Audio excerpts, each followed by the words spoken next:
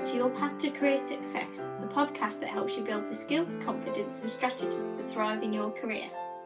I'm Catherine, and today we're continuing phase 2 of our journey, positioning for executive opportunity. Last week we explored how to shape a personal brand that commands executive respect, making sure your reputation opens doors before you even walk in.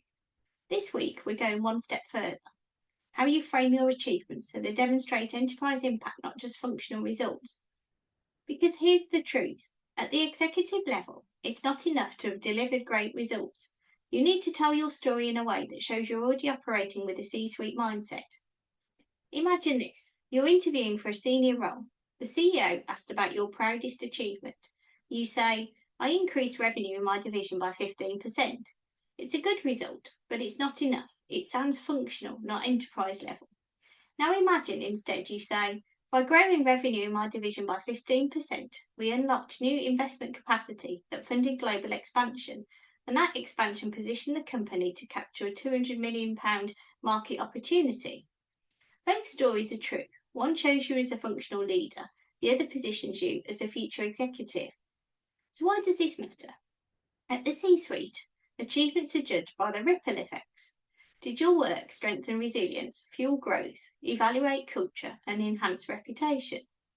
Executives who frame their achievements through the enterprise lens demonstrate readiness for top roles by showing that they think beyond their silo, build credibility with CEOs and boards who care about the whole company, and create a narrative that sets them apart from equally capable peers who only describe functional wins. So what I'll share in this episode. In this conversation, I'll walk you through the difference between functional results and enterprise impact, 4 techniques to frame your career narrative so it speaks the language of the C-suite, common pitfalls leaders make when telling their story and how to avoid them, and a reflection exercise to practice reframing your own achievements this week.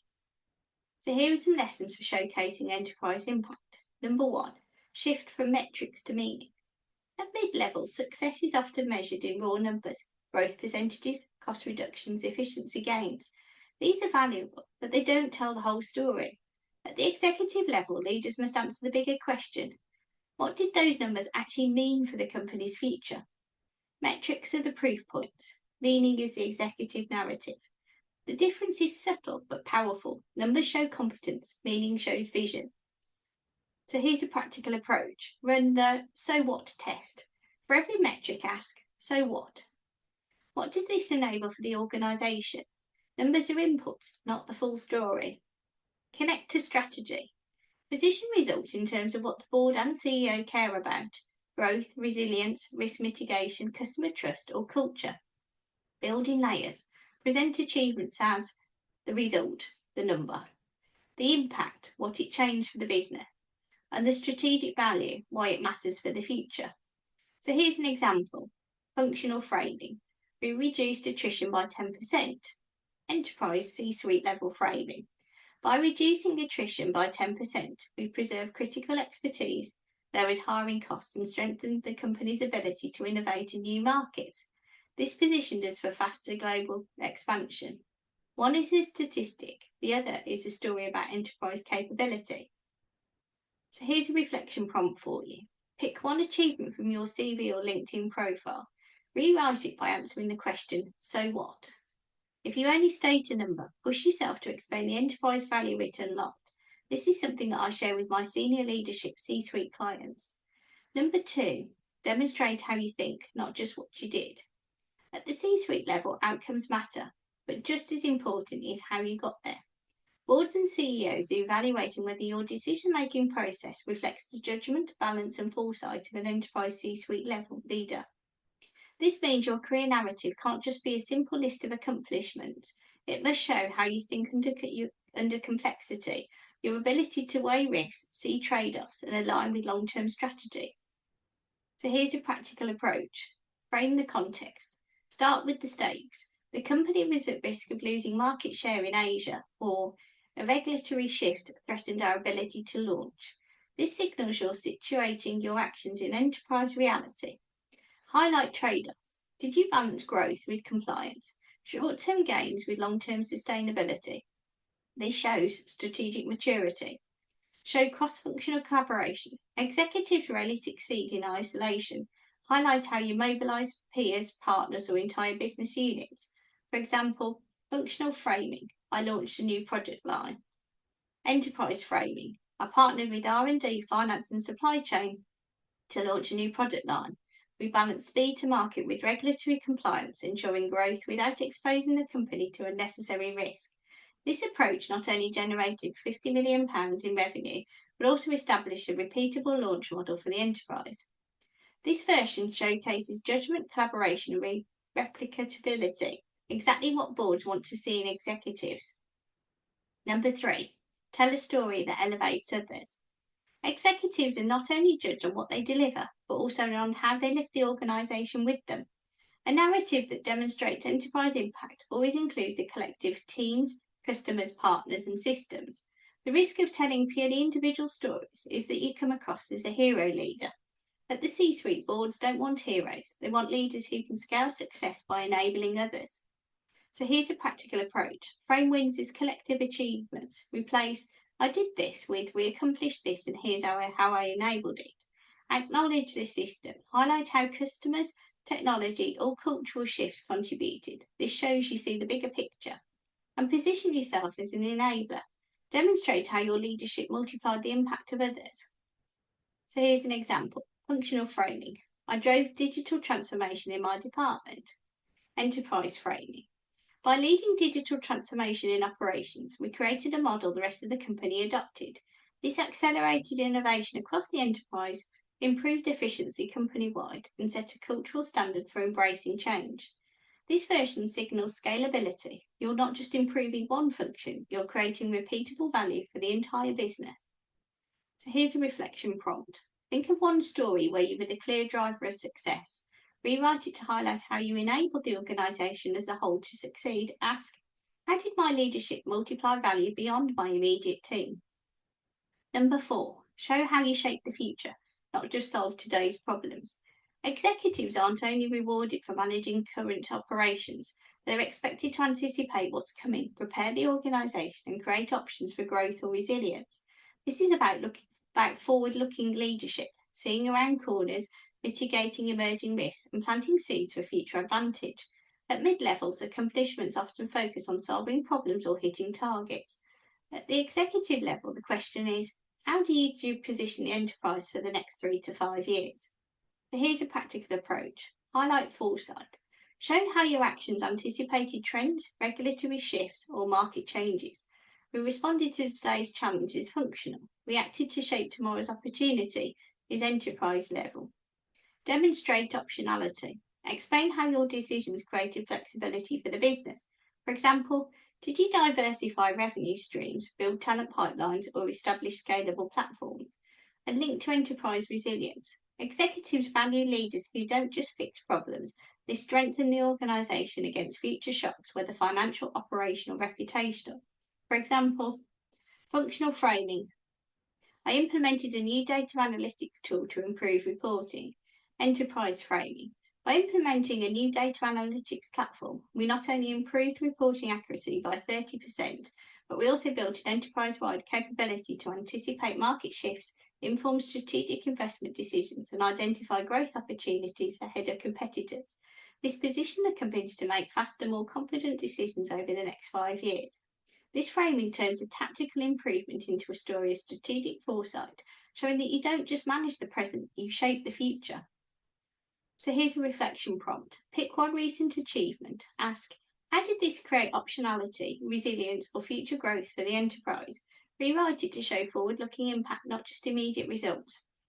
So here's some pitfalls to avoid. Even strong leaders stumble when showcasing enterprise impact. Recognising common traps can help you craft narratives that resonate at the executive level. Here are some key pitfalls and how to avoid them. Number 1, overloading on detail. It's easy to get caught in the weeds, listing every step of a project, every metric, or every internal process improvement. While these details may demonstrate hard work, executives aren't looking for a blow-by-blow account. They want clarity on strategic impact. So why does it matter? Too much operational detail dilutes the story. Leaders need to quickly understand what changed, why it matters, and how it positions a company for the future. How to avoid it? Focus on outcomes, impact, and strategic value. Use layers, start with the result, then show its business impact, then tie it to long-term strategy. For example, overloaded. I led weekly team meets, tracked 12 KPIs, updated dashboards daily, and coordinated with finance, IT, and HR to launch the system on time. Can you see? Quite a long sentence. Executive focus.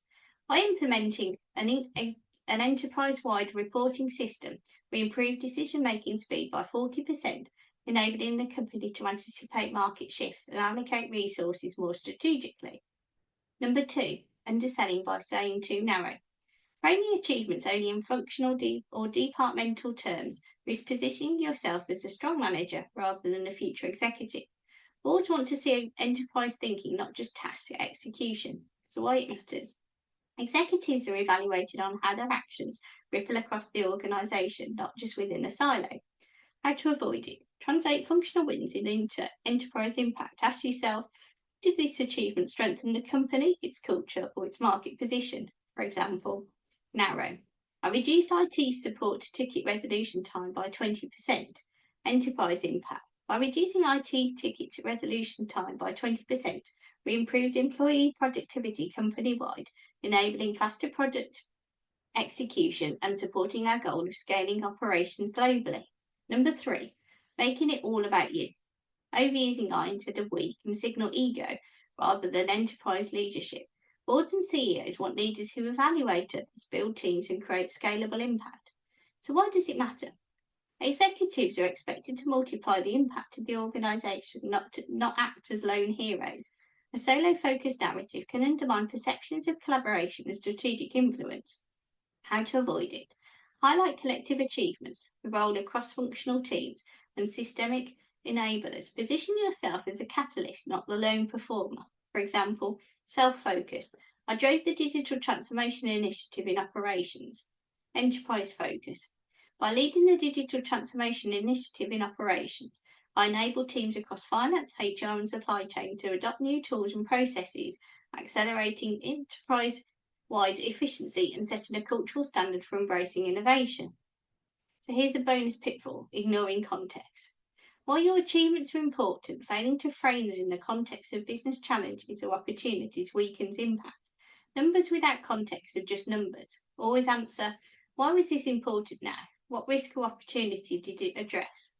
Here's some practical steps to showcase enterprise impact this week. Small deliberate actions can shift how you communicate your achievements, from functional success to enterprise level impact. Here's how to get started immediately. Number 1, do the so what test. So what to do? Take one bullet from your CV, presentation, or self-introduction. For each achievement, ask yourself, if I shared this with the CEO, would they hear a functional result or an enterprise outcome? How to do it? Layer your statement. Number 1, the result, the metric or accomplishment. Number 2, the impact, how it impacted their business. And number 3, the strategic value, why it matters for the company's future. So, for example, functional would be reduce customer churn by 8%. Enterprise, by reducing customer churn by 8%, we've preserved £2 million in annual revenue, strengthened brand trust, and built a foundation for expanding into new markets. Number 2, practice enterprise storytelling in real time. What to do?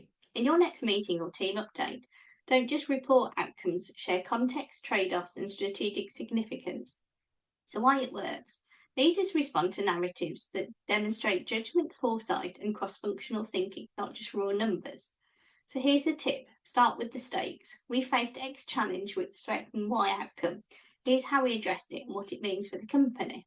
So, for example, instead of we launched a new product line, try we launched a new product line in collaboration with R&D, finance, and supply chain, balancing speed with regulatory compliance.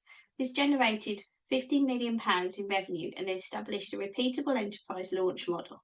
Number 3, elevate others in your narrative. What to do? Consciously frame achievements as collective wins. Highlight teams, partners, and systems that made the success possible. So why it matters? Boards and executives look for leaders who multiply impact, not solo performers. Demonstrating scalability and collaboration positions you as enterprise ready. So this week, whenever you share a success story, ask yourself, who else made this possible and how did I enable them to succeed? Instead of, I drove digital transformation in my department, Try. By leading digital transformation in operations, I enable teams across the company to adopt new tools and processes, accelerating enterprise-wide efficiency and creating a model that others now follow. So here's a bonus step. Reflect daily. At the end of each day or week, pick one action or outcome and ask, what enterprise impact did this have? Writing it down, even in a sentence or two, trains your mind to see beyond functional results and think strategically. So that's the end of today's episode. Today we explored how to move beyond functional accomplishments and frame your achievements in a way that demonstrates enterprise impact. Your results matter, but at the executive level, it's how you present them that signals readiness for the C-suite. Numbers alone show competence. Stories that link results to strategic value show vision, judgment, and leadership influence. Your challenge this week. Pick one achievement you frequently share, whether in meetings, your CV, LinkedIn, or informal conversations. Rewrite it through the enterprise lens. Number one, start with the result, the metric or accomplishment. Number two, show the impact on the organisation, how it changed processes, strengthened teams, or affected customers. And number three, connect it to strategic value, why it matters for the company's future growth, resilience, or market position. And practice sharing this version in conversations or meetings. Notice how people respond differently when you present your achievements as part of a broader enterprise story rather than just personal success. Developing this skill isn't just about communication, it's about shifting your mindset to think and act like an enterprise leader. The more you practice framing achievements this way, the more naturally you'll showcase foresight, judgment, and the ability to create scalable value. So looking ahead, next week we're carrying on diving into phase 2, the C-suite selection process. You'll learn what CEOs and boards are truly evaluating when they choose executives and how to position yourself as the leader who can deliver, not just results for enterprise advantage. Remember, elevating your story from I did this to we achieved this and here's how to move the company forward is a key step in signalling C-suite readiness. This week, make that shift deliberately. It's the first move towards thinking, acting, and being seen like an enterprise leader. If you found today's episode valuable, subscribe, leave a review, and share it with a colleague who's making the same transition. You can also connect with me on LinkedIn. Just search Catherine Hall, the Career Owl. If you want more resources to support your C-suite leadership journey, head over to www.thecareerowl.co.uk. And remember, this podcast gives you the tools and mindset shifts to step up into executive leadership. If you're leading leaders and facing decisions where the stakes feel high and you'd like more personalised support in applying these lessons to your own career journey, I've got 2 spaces available this quarter. I'll leave the link in the show notes. Thanks for tuning into your path to career success. Keep leading, keep learning, and keep telling your story in ways that opens doors to the top.